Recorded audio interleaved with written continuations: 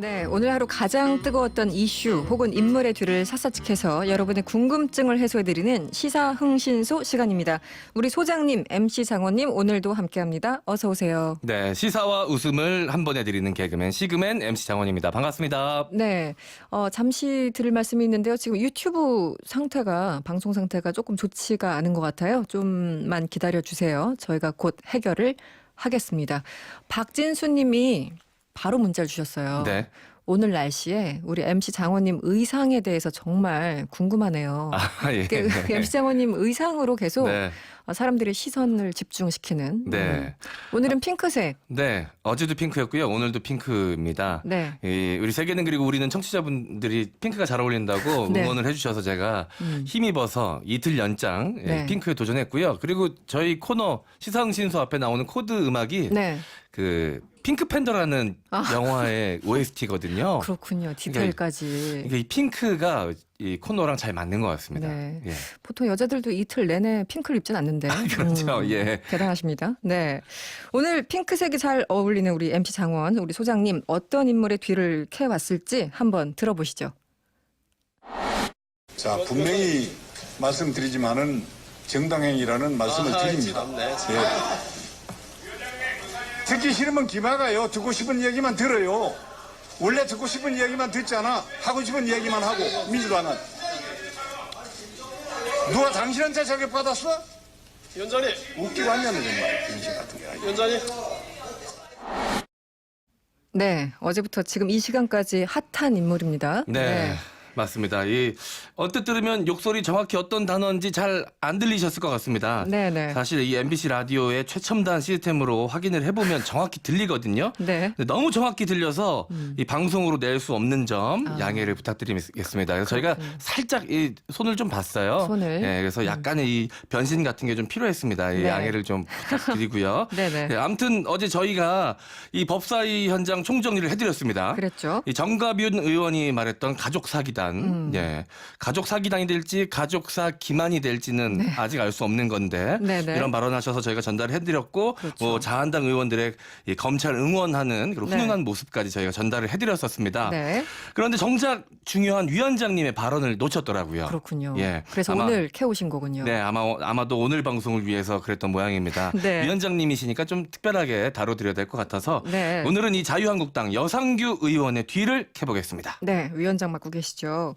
그런데 이 발언 자체도 뭐 그랬지만 이 국회에서 참 이런 발언이 나올 수 있을까? 이런 것도 궁금하지만 이 발언 배경이 더 중요한 것 같기도 하고요. 어떻습니까? 네, 맞습니다. 네. 이 검찰의 피의자 신분인 국회의원이 국회 법사위원장이라는 자신의 지위를 이용해서 사실상 자신을 수사하지 말라고 압박을 한 것이거든요. 이게 어제 검찰이 피의 사실 공표 때문에 조국 수사에 압박을 받는다고 이야기했는데 네. 이런 발언에는 이 검찰이 압박을 안 받는지 궁금합니다. 네. 참고로 여상규 의원은 지금 패스트트랙 당시 최이배 의원 감금 등등 그 여러 명 지금 소환하라고 통보를 받은 의원 중에 한 명입니다. 네, 그렇기 맞습니다. 때문에 이제 당사자가 될 수 있는데 압박을 했다라는 거고요. 그런데 여러 보도를 통해서 보니까 이번이 처음이 아니다 이런 사실이 알려져서 우리 흥신 소장님 더 그 뒤를 캘 게 있을까 이런 생각 드는데 어떻습니까? 네. 그런데 사실 보면 네. 욕쟁이 할머니 계신 집이 맛집이거든요.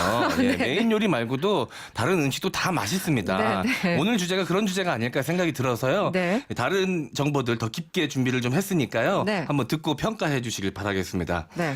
이 여상규 의원의 화려한 전적들 소개를 좀 전적? 해드리자면 가까운 과거부터 좀 돌아가 보겠습니다. 작년 그러니까 2018년 9월에 이은혜 헌법재판관 청문회에서 이 박지원 의원과 설전을 벌였던 거 기억하시는 분들 유명하죠. 많이 네. 계실 것 같습니다. 당시 민주당 조웅천 의원이 양승태 사법부의 재판 거래 의혹과 관련해서 이 법원의 영장 청구 기각 비율이 지나치게 높다면서 이 문제를 제기했습니다. 네. 그러자 이 여상규 의원이 그 발언을 제지했거든요. 맞아요. 네. 예, 여기에 대해서 박지원 의원이 또 문제 제기를 하면서 설전이 시작이 됐습니다. 다시 들어도 굉장히 명장면이었거든요. 네, 그 장면 한번 들어보시죠. 왜 그러는데요? 그렇게 하시면 안 돼요. 뭘 안 돼? 왜 제가 발언을 계속 막습니까? 이런 아무리 사법부라 하더라도 잘못된 것을 지적하고 불복 절차를 따르면 될 거 아니에요? 잘못된 것을 지적하는 거예요. 뭐가 잘못됐어요? 위원장이 말이지 사회가 보면 될지 무슨 판사의 당신이 이런 당신이 뭐하는 거야? 뭐하는 거야 지금? 당신이가 당신 이거 이런 우리 형이냐? 당시에 네. 박지원 의원, 여상규 의원 정말 그 대단했죠. 누가 더 나이가 많느냐 이것도 사실 그 팩트 체크로 나갔던 그런 네. 보도도 있었고 이런 이야기를 했던 것 같기도 하네요. 네. 네. 그 뭐 판사냐 아니면 뭐 형님이냐 뭐 이 박지원 의원과 여상규 의원의 호판호영 사건이라고 제가 명명을 하고 싶은데 네. 네, 박지원 의원이 42년생이고요. 네. 여상규 의원이 48년생이니까 이 박지원 의원이 사실상 6살 정도 더 많습니다. 네. 어쨌든 두 분 다 이 고령이신데 그러시네요. 이 목소리 내시는 거 보면 두 분 다 굉장히 정정하신 것 같습니다. 네. 네, 오늘 아침 사실 박지원 의원은 이 라디오 인터뷰에서 여상규 의원에 대해서 언급을 하면서 네. 화가 나면 자제가 잘 안 되고 그렇게 소리도 버럭 지르는 것으로 유명하다라고 말을 하기도 했습니다. 네. 근데 또 신기한 건 평소 취재한 기자들의 이야기를 들어보면 그렇게 점잖고 수줍어한다고 합니다. 그렇습니까? 예, 평소엔 좀 에너지를 모으시나 봐요. 예. 예, 청문회나 국정감사도 처음에 진행할 때 보면 그렇게 점잖으실 수가 없거든요. 네. 그래서 아수라상규라는 별명도 가지고 계십니다. 아수라상규. 네, 이 기자들 사이에서는 황교안 대표의 가발 미스테리와 네. 그 동급의 미스테리라는 이야기도 돌고 있습니다. 사실 이 황교안 대표의 가발 미스테리는 삭발로 이제 사라졌거든요. 네. 예, 근데 이제 유일하게 남아있는 미스테리인 것 같습니다.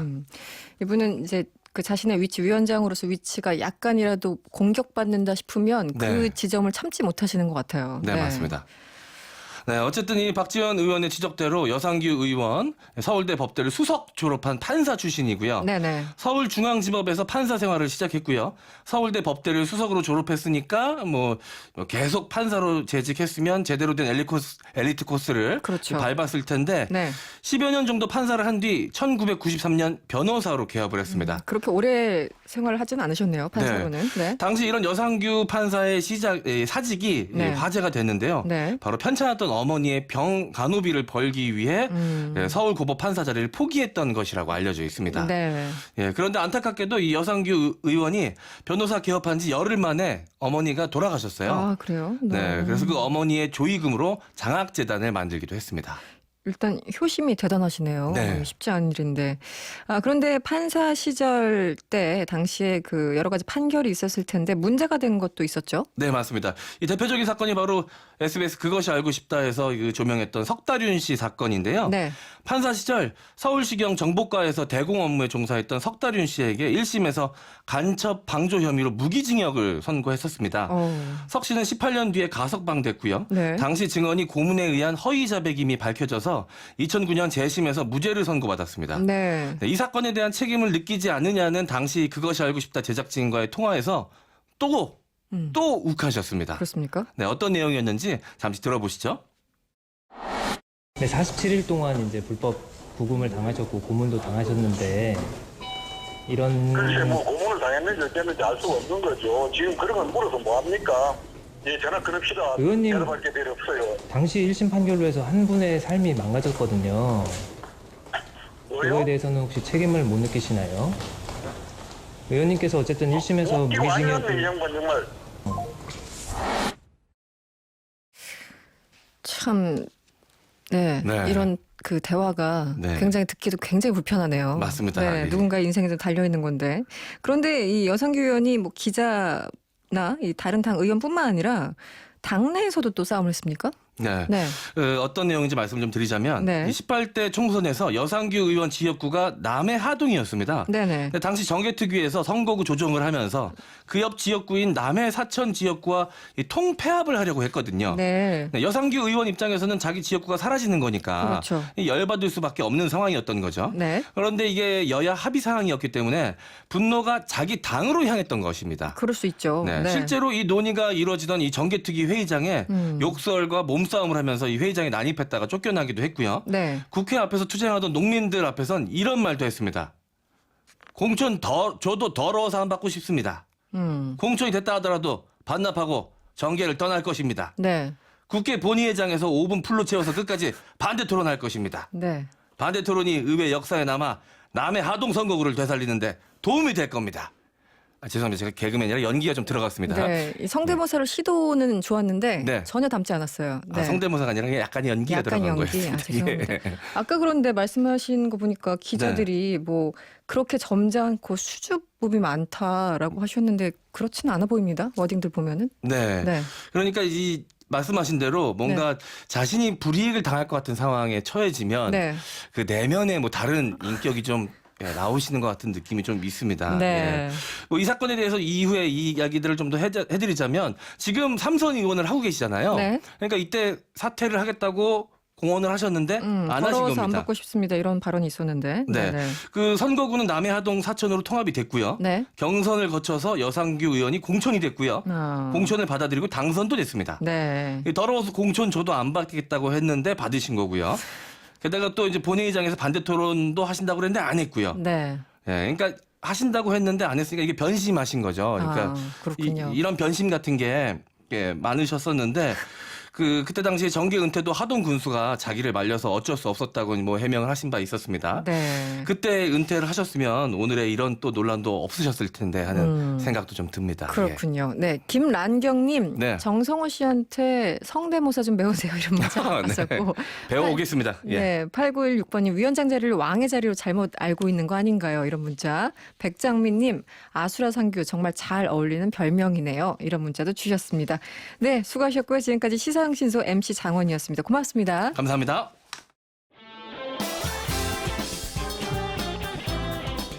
여러분의 퇴근길을 꽉 채워드립니다. 평일 저녁 6시 5분 이승원의 세계는 그리고 우리는